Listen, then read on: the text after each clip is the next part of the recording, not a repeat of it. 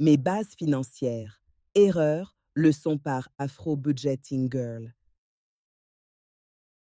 Ce contenu est à titre informatif et basé sur mon expérience personnelle. Il ne constitue pas un conseil financier. Pourquoi il n'est pas nécessaire d'être comptable pour établir un budget? On pense souvent que pour bien gérer son argent, il faut avoir suivi une formation en finance, être titulaire d'un diplôme ou avoir un don naturel pour les chiffres. La vérité est plus simple et plus dérangeante. Ce n'est pas le cas. Je suis comptable et pourtant, j'ai moi-même commis des erreurs qui m'ont coûté de l'argent, ma tranquillité d'esprit et mon sommeil.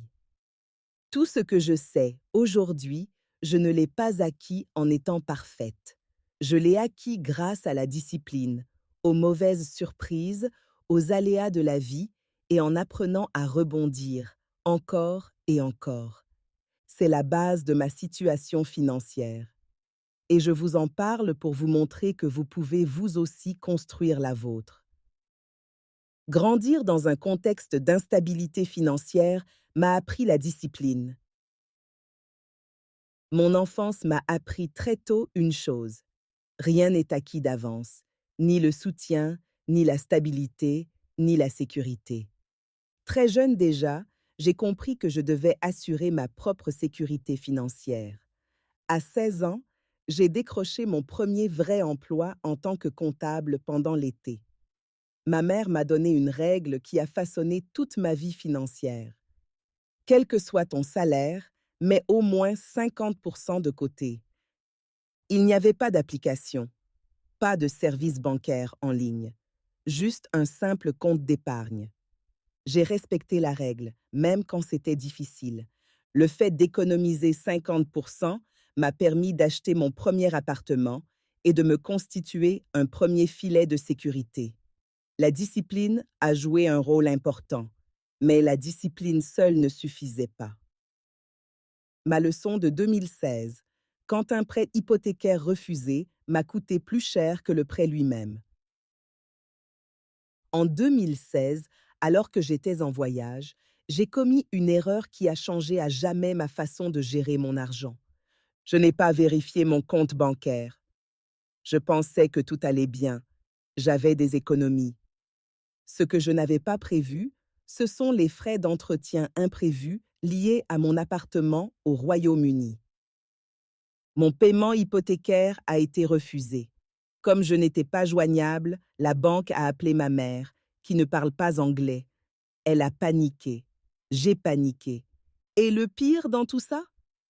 Régler cette situation a coûté plus cher que le remboursement mensuel du prêt immobilier lui-même. Frais, pénalités, fluctuations monétaires. C'est à ce moment-là que j'ai compris quelque chose d'essentiel. Faire des économies ne suffit pas. Il vous faut de la visibilité, des prévisions et une organisation.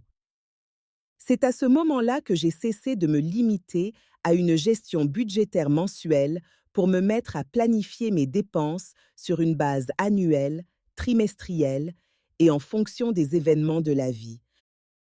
Pas besoin d'un diplôme pour gérer son budget, croyez-moi, j'en ai fait l'expérience à mes dépens. Voici l'ironie, je suis comptable et pourtant, je ne gérais toujours pas correctement mon budget personnel. Alors, si vous pensez qu'il faut un diplôme pour gérer ses finances personnelles, que ma propre expérience en soit la preuve. Vous n'avez pas besoin de la perfection. Vous avez besoin de discipline, d'honnêteté et de conscience. C'est tout.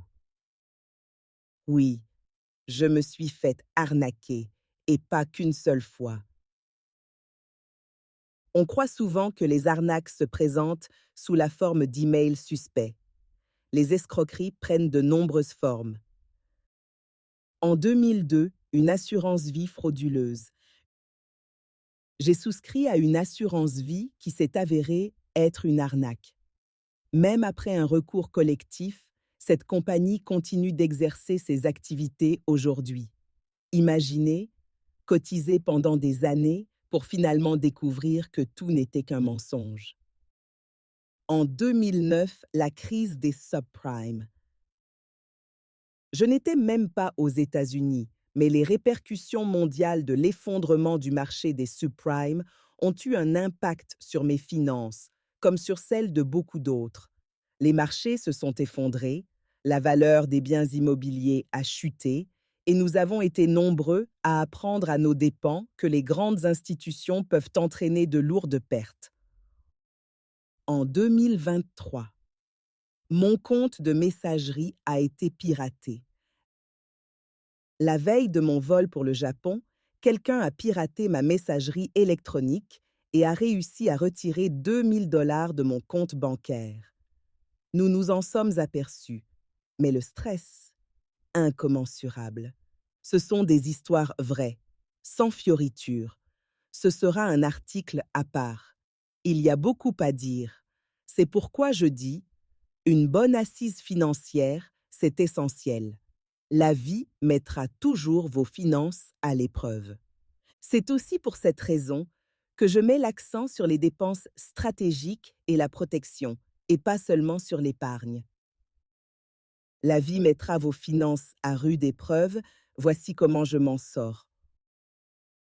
On pense souvent que la perte d'emploi est la plus grande menace pour ses finances, mais la vie réserve bien d'autres surprises. En 2011, j'ai eu un malaise au milieu de mon bureau. C'était inattendu. Ça m'a fait peur. Ça m'a coûté cher. En 2014, une explosion de chauffe-eau a un jour secoué ma maison et a failli me faire perdre la tête. Ce moment me hante encore aujourd'hui. Et oui, ça m'a coûté cher. En 2019, mon mari s'est blessé au genou. Du jour au lendemain, cela a bouleversé nos revenus, notre quotidien et nos dépenses. Depuis 2024, les licenciements se succèdent dans tous les secteurs. Personne n'est à l'abri. Plus maintenant. J'ai moi-même été licenciée en 2025.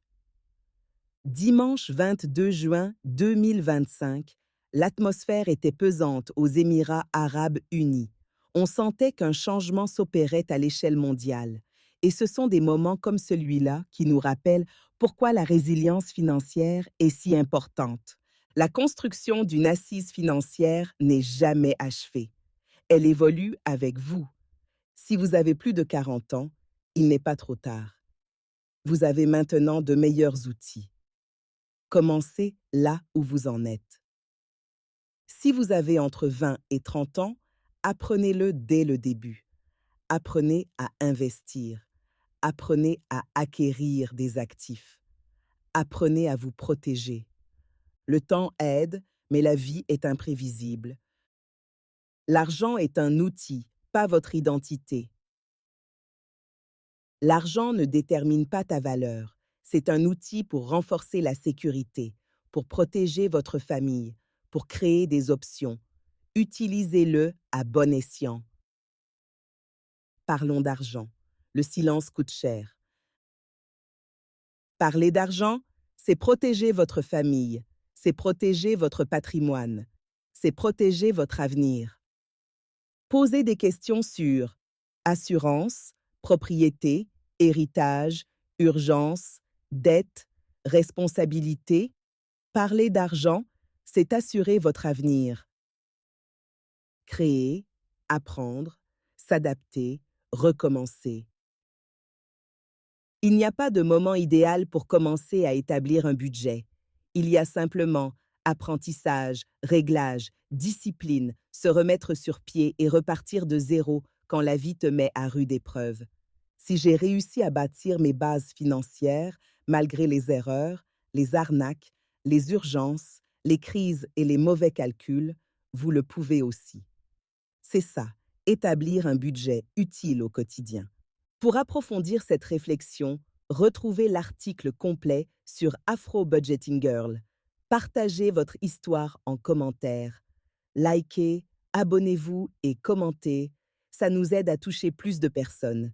Si cela vous parle, explorez mes outils gratuits de budget, dont un suivi budgétaire et un guide pratique de 200 questions, sur mon site et abonnez-vous pour un accès anticipé à la masterclass budgétaire avec intention, car budgétiser ne concerne pas seulement l'argent, c'est gagner en clarté, en résilience et choisir la liberté plutôt que la peur.